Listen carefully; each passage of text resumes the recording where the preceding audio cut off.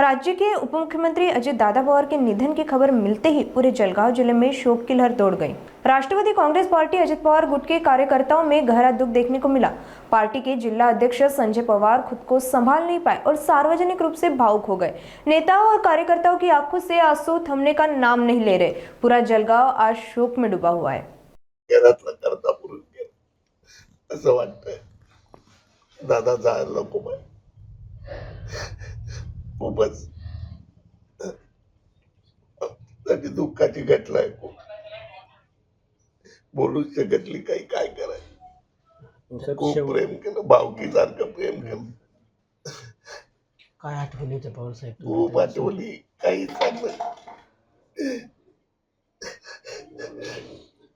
दादा जायला नको बाय यार. खूप वाईट आहे आमच्यासाठी, आमच्या परिवारासाठी, महाराष्ट्रासाठी. खूप प्रेम केलं त्या माणसाने आमच्यावर, खूप प्रेम केलं, खूप प्रेम केलं. दादा जायलाच नको पाहिजे होता. खूप वाईट घटना घडलेली माझ्यासाठी.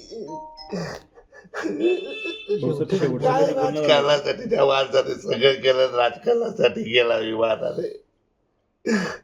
काही नाही, काही उरलं नाही आमचं. काय केलं राजकारणाचं, तुझेच गेलं मी.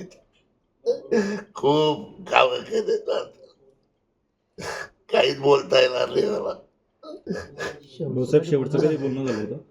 आता मला 8 दिवसापूर्वी फोन होता एका कार्यकर्त्याला, कोपकर म्हणे मार्केटिंग मटेरियल मध्ये. अरे बापरे, माझा फोन लागत नव्हता तर 10 फोन केले मला.